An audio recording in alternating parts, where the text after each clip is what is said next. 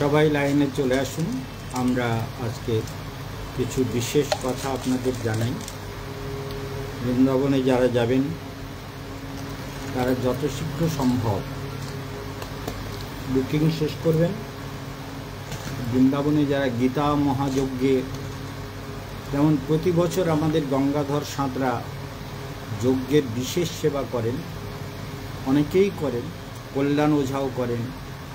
আর প্রত্যেক ভক্ত যার যেমন সামর্থ্য গীতা মহাযজ্ঞে সবাই কিছু না কিছু দান করেন,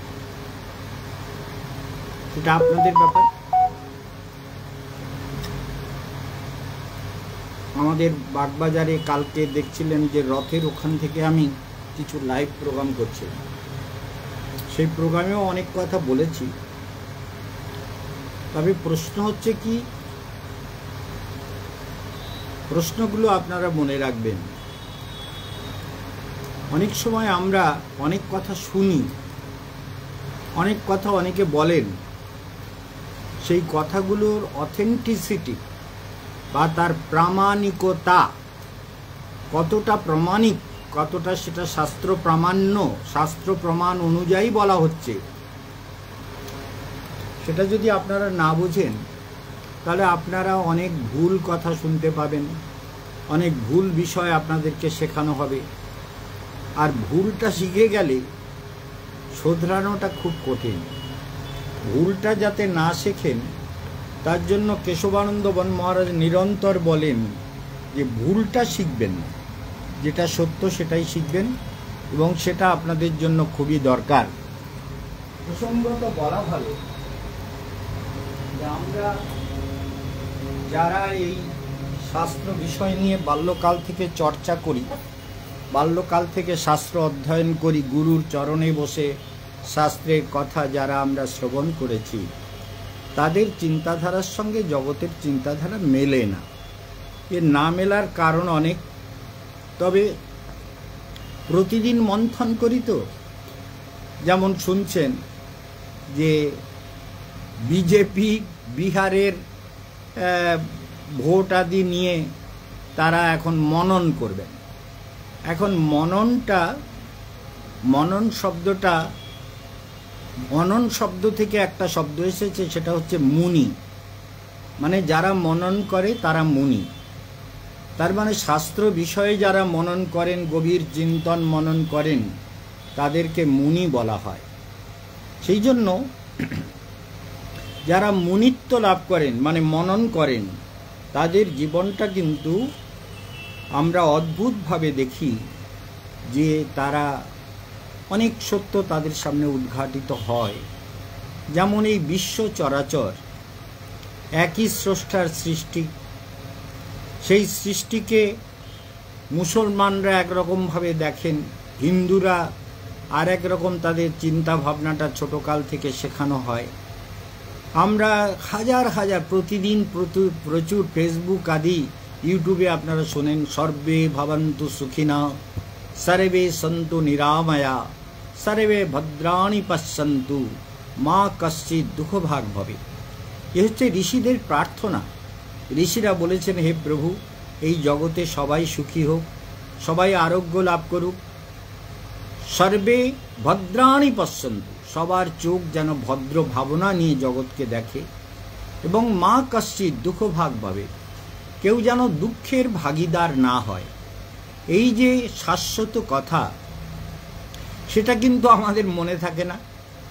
মানে আমরা যারা শেখাই, যেমন ইসলাম ধর্ম নিয়ে আজকের সারা পৃথিবীব্যাপী যত উগ্রবাদ, যত উগ্রপন্থী, তার মধ্যে মেজরিটি মানে 95% মুসলমান। কেন এরকম হয়? এরাও তো মানুষ, এদের মধ্যেও তো ভগবান আছেন, সত্যিই তো ভগবান আছেন। এই সত্যি কথাটা আমার আপনার প্রত্যেকের মনে রাখা দরকার। কারোর মনে আসা দরকার না যে আমরা হিন্দু, আমরা ভগবানের অংশ, আর মুসলমানরা অংশ না। খ্রিস্টান, জৈন বৌদ্ধ এরা তো আমাদেরই হিন্দু ধর্মের একটা অঙ্গ। এই দলাই লামা আদি যারা আছেন, এরা প্রত্যেকেই দয়া। বৌদ্ধ ধর্মে তো শীল সমাধিবাদ, সঙ্গে দয়া মেন কথা, এবং জৈন সম্প্রদায়ও তাই। ত্যাগ, দয়া, তিতিক্ষা, উদারতা এগুলো এদের মধ্যে সর্বতোভাবে রয়েছে। তো সেই জন্য এরা সেইভাবে জীবনকে চালান। দেখেছেন কোনো জায়গায় কোনো জৈন সম্প্রদায়ের সাধু কোনো গণ্ডগোল মারপিটে জড়িয়েছে কোনোদিন শুনেছেন? বৌদ্ধ সম্প্রদায়ের সাধুরা কোনো মারপিট, ঝগড়া, অশান্তিতে জড়িয়েছেন? কোনোদিন শোনেননি। হিন্দুরাও কোনোদিন জড়ায় না। কিন্তু আজ হিন্দুদের উপরে এত রকমের অত্যাচার হচ্ছে, যার জন্য হিন্দু সমাজ নানানভাবে বিবাদে জড়িয়ে পড়ছেন। এই বিবাদগুলো কি? বিবাদগুলো হচ্ছে একটা গ্রুপ মুসলমানরা, তারা যেসব অত্যাচারগুলো করেছে সেগুলো হিন্দু ধর্মের উপরে চরম আঘাত এনেছে। তার দায়ীও হিন্দুরা। মোহাম্মদ ঘড়িটড়িকে যারা ডেকে এনেছিল, জয়চাঁদের মতো লোকেরা, যারা আমাদের সোমনাথ মন্দিরকে বহুবার ধ্বংস করেছেন, আমাদের কাশ্মীরের বহু মন্দির ধ্বংস করে সেখানকার পণ্ডিতদের কাশ্মীর ছাড়া করেছেন, যারা করেছেন তাদের শিক্ষাটা খারাপ। তারা মানুষগুলো কেউ খারাপ হয় না, প্রত্যেকটি মানুষ আমাদের আচার্যগণ। তবে কিছু কিছু কথা আছে সেগুলো আপনাদের বলা দরকার। যেমন অনেকে বলেন জন্মনা জায়তে শূদ্র, এই শ্লোকটা নিয়ে বৃন্দাবনে একবার চ্যালেঞ্জ হয়েছিল, বিরাট সম্মেলন হচ্ছিল, কাশীর পণ্ডিতরাও সেখানে গিয়েছিলেন। সেই পণ্ডিতদের মধ্যে প্রশ্ন উঠেছিল এই শাস্ত্রটা, এই শ্লোকটা কোথাকার? জন্মনা জায়তে শূদ্র সংস্কারাৎ দ্বিজোচ্যতে, আর ভালো করে মনে রাখবেন, আর ব্রহ্ম জানাতি ব্রাহ্মণা, অর্থাৎ জন্ম থেকেই সবাই শূদ্র, সংস্কার হলে দ্বিজ বলা হয়, দ্বিতীয়বার জন্ম মানে দ্বিজ মানে দ্বিতীয়বার জন্ম। যেমন পাখিকেও দ্বিজ বলা হয়, অনেক সময় সাহিত্য উচ্চারণে পাখিকে দ্বিজ রূপে উল্লেখ করা হয়েছে বহু সাহিত্যে, সংস্কৃতে। তাহলে দ্বিজ মানে পাখির দুবার জন্ম হয়। পাখি প্রথমে ডিম থেকে বেরোয়, মায়ের পেট থেকে একবার প্রসব হয়, তারপরে ডিম থেকে বেরোয়। তাহলে মা একবার প্রসব করে ডিম রূপে, প্রথম জন্ম, তারপরে ডিমের ভেতর থেকে বাচ্চা রূপে বেরোয়, তার দ্বিতীয় জন্ম। তাহলে এই শ্লোকটা নিয়ে প্রশ্ন উঠেছিল যে এইটা কখনো হতে পারে না, এটা শাস্ত্র প্রামাণ্য নয়। যেমন আপনাদের বলি, যেমন গৌড়ীয় মঠ বা গৌড়ীয় সম্প্রদায় বৈষ্ণবরা বলেন গুরু প্রণাম মন্ত্রে, যে গুরু কেমন বলে, দেখো গুরু হচ্ছে প্রথমত গুরু ভগবান, ভগবানের অংশ, বা সাক্ষাৎ হরিত্বেন সমস্ত শাস্ত্রী রুক্তস্তথা ভাব্যতৈব সদ্ভি কিন্তু প্রভর্য প্রিয় এব তস্য বন্দে গুরু শ্রীচরণারবিন্দম। তো গুরুর চরণ বন্দনা করছেন। গুরু হলো ভগবানের রূপ, কিন্তু ভগবানের প্রিয়, ভগবৎ সেবক। সেখানে বলছেন যে গুরু ব্রহ্মা, গুরু বিষ্ণু, গুরুরেব মহেশ্বর, গুরু সাক্ষাৎ পরম ব্রহ্ম তস্मै শ্রী গুরবে নমঃ।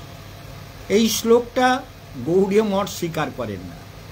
এখন কেন করেন না, তারা যদি আমার পাল্লায় পড়েন তাহলে আমি দেখব যে কেন করেন না। অথচ এই শ্লোকটা যেখান থেকে এসেছে, আজ আপনাদের বলি, আমি এখনো পর্যন্ত বলিনি, আজকের বলে দিই। এটা আমার গুরুদেবের মন্দিরের গায়েও এই গ্রন্থের একটা শ্লোক লেখা আছে। সেখানে বলা হচ্ছে যে দেখো, গুরু ব্রহ্মা গুরু বিষ্ণু লেখা নেই, কিন্তু সেখানে বলেছেন যে বিষ্ণুর প্রিয় যিনি, তিনি আমাদের আরাধ্য, অর্থাৎ শিবকে বলা হয়েছে। আর এই কথাগুলো কিন্তু গুরু গীতায় মহাদেবের মুখের উক্তি। পার্বতীকে গুরু গীতাতে বলেছেন যে, এবং সেখানে আরও আছে, তস্মাৎ গুরুং প্রপদ্যেত জিজ্ঞাসু শ্রেয় উত্তমম শব্দে পরে চ নিষ্ণাতম ব্রহ্মণ্যোপসমাশ্রয়ম। গুরু কেমন বলে, দেখো দেবী, তস্মাৎ পরতরম দেবী তদীয়ানাম সমর্চনম, অর্থাৎ হে দেবী, আরাধ্যকে বলে বিষ্ণুর আরাধনাম পরম। হ্যাঁ, সবার মধ্যে বিষ্ণু আরাধনা শ্রেষ্ঠ। তারপরে বললেন তার থেকেও শ্রেষ্ঠ বিষ্ণু ভক্তের প্রতি, ভগবানের প্রতি, শিবের প্রতি শ্রদ্ধা করা। পার্বতী খুশি হয়ে গেলেন। তাহলে শ্লোকটা কথাকার। যারা এতদিন শোনেননি, এই শ্লোকটা নিয়ে আমাদের হিঙ্গলগঞ্জ মঠে একটা বিবাদ হয়েছিল। উত্তরটা জানেন না, তাদের বলেছিলাম যে গুরুদেব, ভালো করে মনে রাখবেন, গুরুদেব হলো ভগবান। আর ওই শ্লোকটা আমি বলেছিলাম কোথাকার শ্লোক, আপনারা তো অনেকগুলো শ্লোক বলেন, এই শ্লোকটা কোথাকার শ্লোক? গুরুদেব যেটা তার সমাধি মন্দিরের গায়ে পাথরে খোদাই করে লিখেছেন, আরাধনানম সর্বেষাম বিষ্ণুরারাধনম পরম তস্মাদ পরতরম দেবী তদীয়ানাম সমর্চনম। শ্লোকটা কোথাকার তাহলে বুঝলেন তো? মঠের লোকেরা শুনে নেবেন। এটা শিব গুরু গীতাতে, শিবের উক্তিতে পার্বতীর কাছে তিনি গুরুতত্ত্ব বলতে গিয়ে সব বলেছেন, এবং সেখানে বলেছেন তস্মাদ গুরুং পরিত্যাজ্য কারিয়া কার্য বিধানতঃ। এসব শ্লোক হচ্ছে গুরু গীতার শ্লোক। সেই গুরুকে পরিত্যাগ করো যে গুরু শিষ্যের কল্যাণের কথা ঠিক মতো জানেন না, নিজের কল্যাণ করতে পারেননি, বা নিজে কল্যাণের পথে চলেন না, শাস্ত্রের বিধিবিধান জানেন না। দেখুন, আপনাদের আজকের প্রসঙ্গে বলি, কারণ এই যে গুরু পূর্ণিমা আসছে, গুরু পূর্ণিমাতে আপনারা দেখবেন অনেক কথা আমি বলবো, কিন্তু সেগুলো আপনাদের মনে রাখা দরকার যে গুরুর আদেশ নিয়ে জীবনে চলতে হবে। গুরু আমাদের যা গাইড করেন সেটাই আমাদের মঙ্গলের পথ। আর গুরু তিনি, যিনি যথাযথ সাধনা করে সত্যকে জেনেছেন, নিজে জেনেছেন, অন্যকে জানাতে পারেন। গুরু এক এক সময় এক এক ধরনের কথা বলতে গিয়ে এক এক রকম বলে ফেলেন। যেমন আজকাল আমাদের হিন্দুদের বারবার বলা হচ্ছে যে যোগী বলছেন বাঁটোগে তো কাটোগে। তো সত্যি কথা, আমাদের মধ্যে একতা দরকার। সনাতন ধর্মকে রক্ষা করার জন্য প্রতিটি হিন্দুদের মধ্যে ঐক্য ভাব দরকার। কালকে যেমন দেখলেন তাজিয়া নিয়ে বের করতে গিয়ে কত বিবাদ, কত ঝগড়া, কত কিছু অশান্তি হয়েছে। হিন্দুরা কিন্তু অশান্তি করতে চায় না। এগুলো পরবর্তীকালে ধীরে ধীরে মানুষের চেতনায় এসেছে এই কারণে যে মানুষ তার সাধনাকে ভুলে গেছে, সত্যকে ভুলে গেছে, গুরুর উপদেশ ভুলে গেছে। মুসলমান বলে কোনো কথা নেই, মানুষ মাত্রেই ভগবানের অংশ। জীব মাত্রে মানুষ কেন হবে? কীট পতঙ্গ, পশু পাখি, জন্তু, নানান রকমের যত প্রাণী আছে সবই ভগবানের অংশ। এক একটা কর্মফল প্রারব্ধ নিয়ে এক একজন জন্মায়, সেই অনুযায়ী তার জীবন তৈরি হয় এবং সেই অনুযায়ী সে চলে। সেই জন্য এই জীবনটা যে আমরা পেয়েছি না, আমাদের প্রত্যেকেরই বুঝতে হবে যে সৃষ্টির মধ্যে ব্যাপ্তি দরকার। অনন্তের সঙ্গে চেতনার ব্যাপ্তি একান্ত রূপে প্রয়োজন। যেমন কালকে জগন্নাথ সম্পর্কে বলতে গিয়ে যিনি বলছিলেন অনেক কথা, সেগুলো শাস্ত্রের সঙ্গে সব মিল নেই। তিনি বলছেন, তার মন চেয়েছে, তার ভাব আছে, তার ভক্তি আছে, শ্রদ্ধা আছে, তিনি বলছেন। সব কথাকে ধরে নিতে হবে না, আর সব কথাকে সত্য বলেও মানতে হবে না, সবার কথায় গুরুত্ব দিতে হবে না। এটা জীবনে মনে রাখা দরকার। সেই জন্য আমি ভগবানের দশাবতার স্তোত্রম আপনাদের একটু শোনাতে চাই, সবাই শুনুন। আর জগৎ ব্যাপ্ত, এই জগৎ ভগবানের দ্বারা ব্যাপ্ত, সেটা আপনারা বুঝে নিন। প্রলয় পয়োধি জলে ধৃতবান শিবেদম বিহিত বহিত্র চরিত্রমখেদম কেশবধৃত মীন শরীর জয় জগদীশ হরে, জয় জগদীশ হরে, জয় জগদীশ হরে, জয় জগদীশ হরে, जय जगदीश हरे। क्षितिरिह विपुलतरे तिष्ठति तव पृष्ठे, धरणिधारण किन चक्रगरिष्ठे। केशवधृत कूर्म शरीर, जय जगदीश हरे। जय जगदीश हरे। जय जगबंधु हरे। जय जगदीश हरे। ओम जय जगबंधु हरे। बसति दशन शिखरे, धरणी तव लग्ना। शशिनी कलंक कलेवनिमग्ना। केशवधृत शुकर रूप, जय जगदीश हरे। जय जगदीश हरे। जय जगबंधु हरे। जय जगदीश हरे। जय जगदीश हरे। तव कर कमल बरे, नखमद्भुत श्रृंगम। दलित हिरण्य कशिपुतनुभृङ्गम्। तव कर कमल बरे, नखमद्भुत श्रृंगम्। दलित हिरण्यकशिपुतनुभृङ्गम्। केशवधृत नरहरिरूप, जय जगदीश हरे। जय जगदीश हरे। छलयसि विक्रमणि, बलिमद्भुत बामन। परपदनखनि रजनित जन पावन। छलयसि विक्रमणि, बलिमद्भुत बामन। पदनखनि रजनित जन पावन। केशवधृत वामन रूप, जय जगदीश हरे। जय जगदीश हरे। वितरसि दिक्षुरनि, दिक्पति कमनी।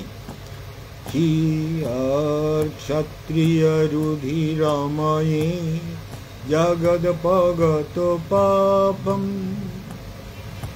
क्षत्रिय रुधिरमये, जगदपगत पापम्। स्नपयसि पयसि समित भवसारम्।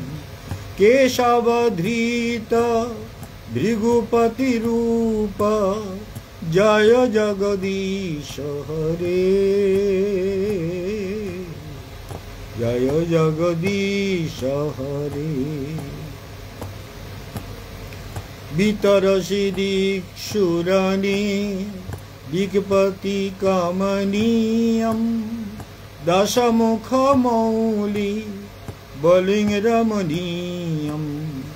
केशवधृत केशवधृत केशवधृत दाशरथि रूप, जय जगदीश हरे। जय जगदीश हरे। जय जगदीश हरे। जय जगदीश हरे। जय जगदीश हरे। बहोषि वपुषि विशदे जलधादाभम्, अलहति भीति मिलित जमुनाभम्। केशवधृत हलधर रूप, केशवधृत हलधर रूप, जय जगदीश हरे, जय जगदीश हरे। निंदसि यज्ञ विधेरः श्रुतिजातं, सदय हृदय दर्शित पशुघातं। निंदसि यज्ञ विधेरः श्रुतिजातं, सदय हृदय दर्शित पशुघातं। केशवधृत बुद्ध शरीर, जय जगदीश हरे, जय जगदीश हरे, जय जगबंधु हरे, जय जगदीश हरे, जय जगदीश हरे। म्लेच्छ निबह निधनी करयसि करवालम्, धूमकेतुमिव किमपि करालम्। म्लेच्छ निबह निधनी कलयसि करवालम्, धूमकेतुमिव किमपि करालम्। केशवधृत कल्कि शरीर, जय जगदीश हरे, जय जगदीश हरे। श्री जय देव कबेरिद मुदित मुदारं, शृणु सुखदं शुभदं भवसारम्। श्री जय देव कबेरिद मुदित मुदारं, शृणु सुखदं शुभदं भवसारम्। केशवधृत कल्कि शरीर, केशवधृत दशविध रूप, जय जगदीश हरे, जय जगदीश हरे। वेदानुरुद्धते भूगलमुद्दिभ्रते,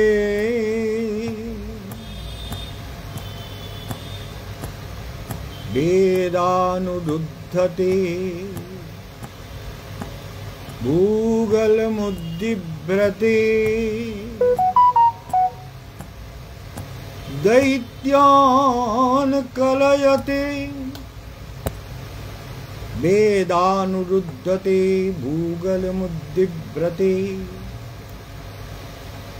दैत्यान् दारयते बोलिं छलयते, क्षत्रयक्षं कुर्वते। कौलस्तं जायते हालं कलयते, कारुण्यमातन्नते म्लेच्छान् मूर्छयते। दशाकृतिकृते कृष्णाय तुभ्यं नमः। जय जगदीश हरे, जय जगदीश हरे, जय जगदीश हरे। ओम जय जगदीश हरे, जय जगदीश हरे, जय जगदीश हरे। তাহলে 10 রূপে ভগবান, ভগবানের 24 অবতার। 24 অবতারের মধ্যে জয়দেব গোস্বামী 10টি অবতার তার গীত গোবিন্দ গ্রন্থে লিপিবদ্ধ করেছেন।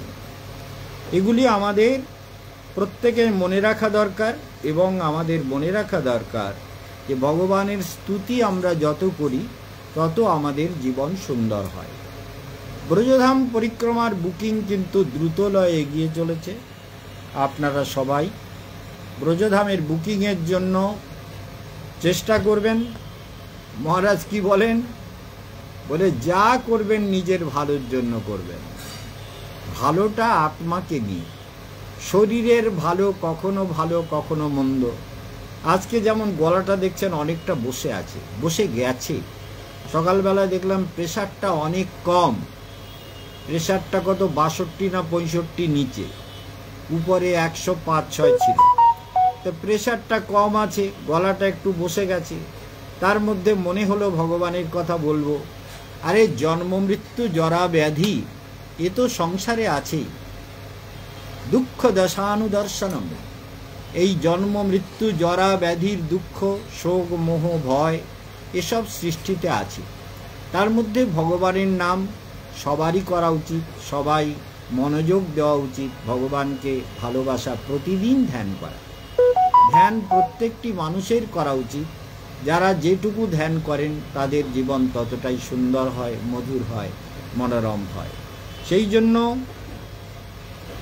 যেমন এখানে অদ্ভুত সব ভগবানের স্তুতি করা হয়েছে। অভিনব কূটমল গুচ্ছ সমুজ্জ্বল কুঞ্চিত কুন্তল ভার প্রণয়ী জনেরিত চন্দন সহকৃত চূর্ণিত বর ঘন সার। জয় জয় সুন্দর নন্দ কুমার, জয় জয় সুন্দর নন্দ কুমার, জয় জয় সুন্দর নন্দ কুমার।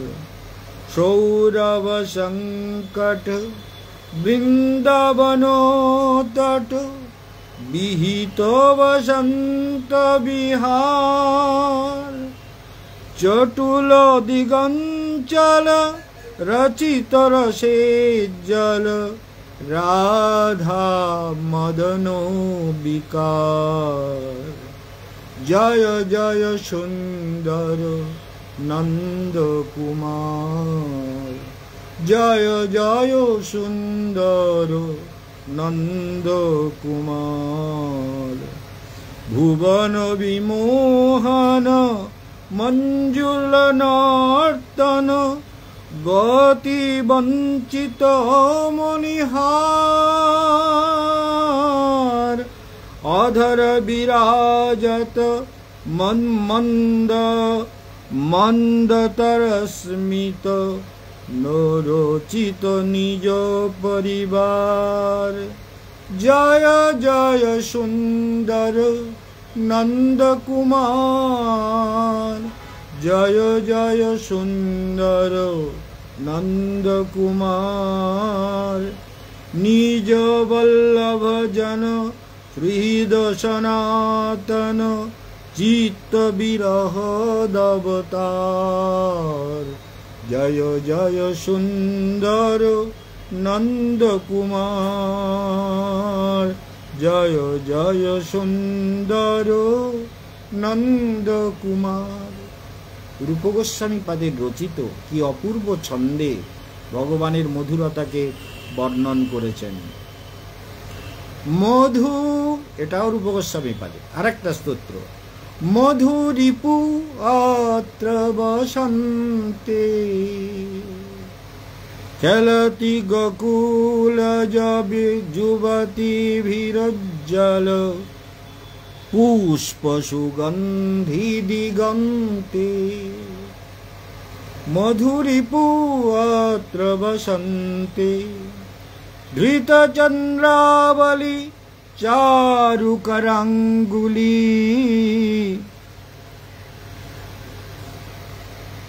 রিবনব নবটম চম্পক মালি নবরস রেখা লিখিত বিশাখা তনরথ ললিতা সঙ্গী। শ্যামলালায়িত বাহুরম্ভিত পদ্মাভিভ্রমরঙ্গী ভদ্রালম্বিত শৈব্যদীরিত रक्त रसोभरधारी पद्म पंप सनातन मुक्ति दिशाम घन বৃন্দাবনো রুচিকারী মধুরিপু অত্র বসন্তে।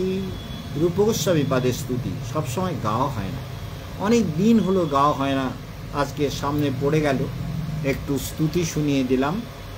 আর বৃন্দাবনে এবার 1 মাস ধরে কার্তিক ব্রত পালিত হবে। এই কার্তিক ব্রত পালনের জন্য যাত্রা হচ্ছে 3রা অক্টোবর। সেদিন ভগবানের, আজকে যেমন শয়ন একাদশীর পারণ, গতকাল ভগবান শয়ন করেছেন, দেব শয়ন একাদশী, ভগবান বিষ্ণু কালকে শয়ন করেছেন।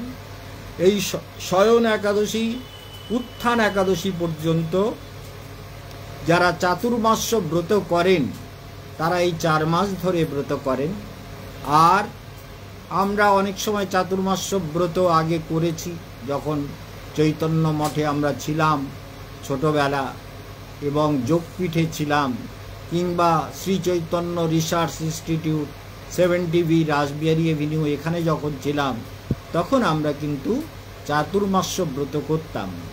গুরুদেবের আশ্রমে চাতুর্মাস্য ব্রত হতো না, কেবলমাত্র কার্তিক ব্রত হতো। তখন থেকেই আমরা এই কার্তিক ব্রত বা এই উত্থান একাদশী বা পূর্ণিমা পর্যন্ত এই ব্রত আমরা পালন করি। এবারেও পূর্ণিমা পর্যন্ত, পূর্ণিমায় আমাদের গীতা মহাযজ্ঞ হবে এবং তার মাঝখানে যে শ্যামা পূজা রাত্রিটা মনে রাখবেন, সেটা একটা মহারাত্রি, সেটাকে আমরা অঘোর রাত্রি বলি বা দীপাবলি, অঘোর রাত্রি, শ্যামা পূজা। এই তিথিতে অনেক তন্ত্র কার্য হয়, সেটাও আপনারা শুনেছেন নিশ্চয়ই, জেনে রাখবেন। অঘোর রাত্রি বা শ্যামা পূজা বা এই যে মহারাত্রি, এই মহারাত্রির 2 দিন আগে ধনতেরাস বা ত্রয়োদশী থেকে ভাতৃদ্বিতীয়া পর্যন্ত 5 দিন আমাদের শ্রীযন্ত্রের পূজা হয়। যারা শ্রীযন্ত্রের পূজা সত্যি সত্যি ঠিক মতো করতে পারেন তারা কিন্তু অলৌকিক ফল লাভ করেন, অলৌকিক দিব্য ফল লাভ করেন। শ্রীযন্ত্রের পূজা করলে প্রচুর অলৌকিক ফল লাভ হয়। যদি নিষ্ঠা সহকারে বাড়িতে কোনো দুর্গন্ধ, পেঁয়াজ রসুন মাছ মাংস ত্যাগ করে 5 দিন নিষ্ঠাচারে যারা শ্রীযন্ত্রের পুজো করবেন, তারা আমাদের কাছে নাগ কেশর, শ্রীযন্ত্রম এবং এগুলো আমরা আপনাদেরকে পূজার বিধি সমেত দিয়ে দেওয়া হয়। এবং সেটা, সেই পূজার যন্ত্রম, শ্রীযন্ত্রম যেটা এখন দেওয়া হচ্ছে সেটা নষ্ট হয় না। সেটাকে এমন করে করা যে পঞ্চামৃতে পুজো রোজ হলেও সেই যন্ত্রমটি কিন্তু নষ্ট হবে না। কিন্তু আপনারা আগের থেকে মনে রাখবেন, আমরা তো চলে যাব, আমি তো একটু আগেই যাব, তো আপনারা যারা নেবেন তারা আশ্রম থেকে নিয়ে নেবেন। 2 তারিখ পর্যন্ত পাবেন, 3 তারিখে আশ্রম খালি হয়ে যাবে। আমি 25 তারিখে সেপ্টেম্বরে হয়তো বৃন্দাবনে চলে যাব, তারই প্রস্তুতি পর্ব চলছে। কারণ আমি আগে না গেলে শ্রীমদ্ ভাগবত শুরু করা কঠিন ব্যাপার, ভাগবতের অনেক প্রস্তুতি পর্ব থাকে, সেটা আমাদের করতে হবে। সেই জন্য সমস্ত ভক্তবৃন্দকে বলছি, যারা আমাদের সঙ্গে ব্রজধাম পরিক্রমা করবেন তারা পরের 10 দিন অর্থাৎ 29শে অক্টোবর থেকে 7ই নভেম্বরে ফিরে আসবেন। 29, 30, 31, 1, 2, 3, 4, 5, 6, 7 যাওয়া আসা নিয়ে 10 দিন। এই 10 দিনে আমরা বহু জায়গায় দর্শন করাবো। সেই দর্শনগুলো আপনাদের জীবনে দুর্লভ ব্যাপার এবং সেসব জায়গাতে গিয়ে সেই জায়গার মহিমা, তার বৈশিষ্ট্য, তার মধুরিমা, তার সৌন্দর্যের বর্ণন হবে। আমি সঙ্গে থেকে পরিক্রমা করাবো, কিন্তু আপনাদের সবাইকে যাওয়ার জন্য বিলম্ব না করে বুকিং করে নেবেন। নিজের আত্মীয় স্বজনকে, যারা অনেককে প্রোগ্রামে দেখছেন সবাই শেয়ার করে দেবেন, সবাইকে শেয়ার করবেন। আর এই গুরু পূর্ণিমায় অনেকে দীক্ষা নেবেন, নাম লিখিয়েছেন, অনেকে গুরু পূর্ণিমায় আসবেন। যারা গুরু পূর্ণিমায় আসবেন তারা আমাদের একটু জানিয়ে দেবেন যে আমরা যাব এবং দুপুরবেলা প্রসাদ পাবো, তাহলে আমাদের ব্যবস্থা করতে সুবিধা হবে। সেই জন্য আপনাদের সবাইকে গুরু পূর্ণিমার দিনে চলে আসবেন এবং পরিক্রমার বুকিং আপনারা সবাই সযত্নে করবেন। কারণ মনে রাখবেন, যখন আমার 21 বছর বয়স পড়েছিল মাত্র, তখন থেকেই বৃন্দাবন পরিক্রমার দায়িত্ব বিশ্ববিখ্যাত বাগ্মী ভক্তিহৃদয় বনদেব গোস্বামী মহারাজ, যিনি সারা বিশ্বব্যাপী যার প্রচার পরিচিতি, তিনি আমার হাতেই পরিক্রমার দায়িত্ব দিয়েছিলেন। আমার হাতেই পরিক্রমার দায়িত্ব সঁপেছিলেন যে কেশবানন্দ ব্রজের কথা বলবে।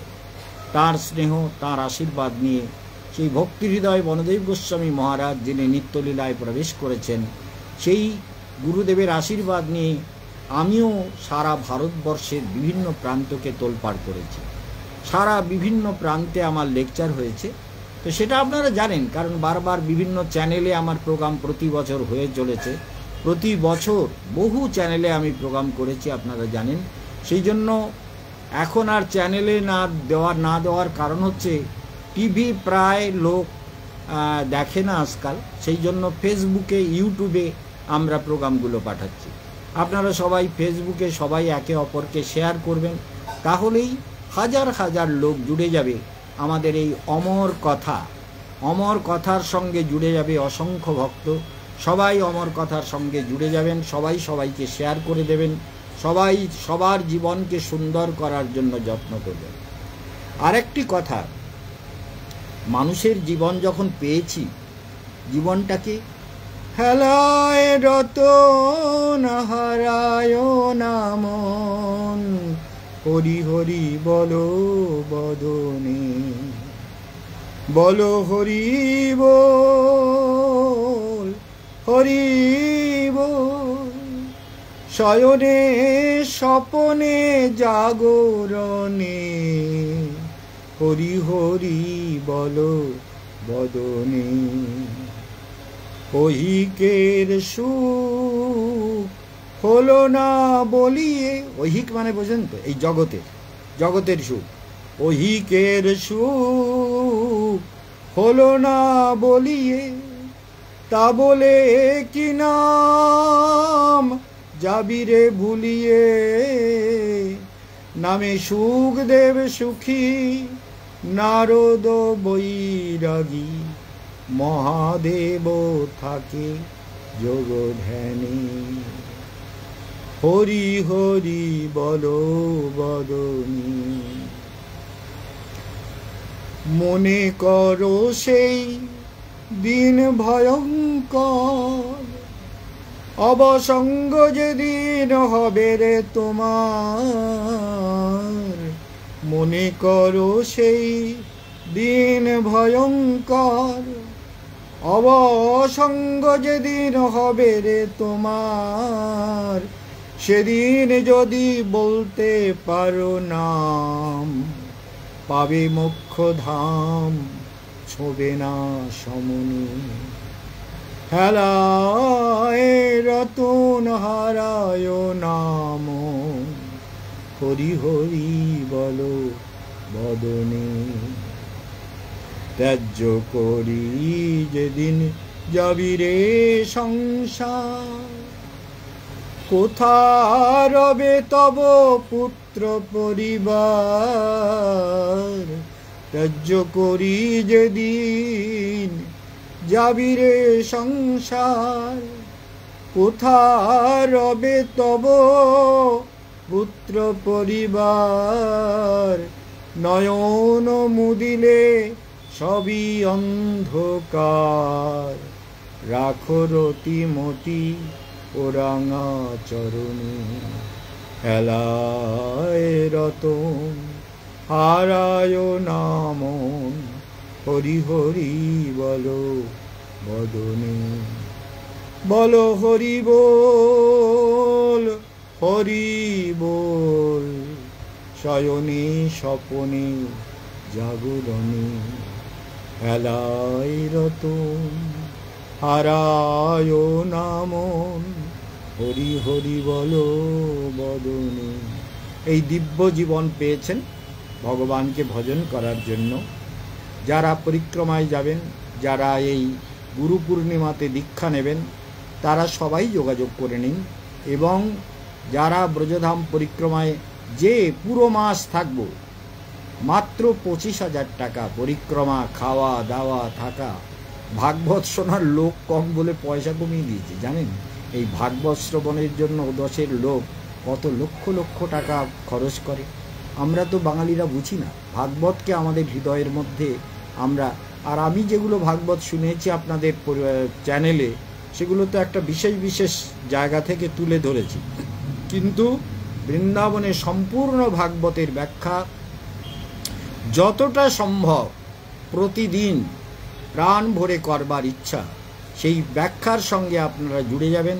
ব্রজধাম পরিক্রমায় যাওয়ার জন্য প্রস্তুত হবেন। আত্মীয় স্বজন বন্ধুজনকে নিমন্ত্রণ করবেন। গীতা মহাযজ্ঞে নিজেদের নাম গোত্র দিয়ে সেবা করবেন। সে 1 টাকা দিয়ে পারুন, আর 100 টাকা দিয়ে পারুন, আর 1000 টাকা দিয়ে পারুন।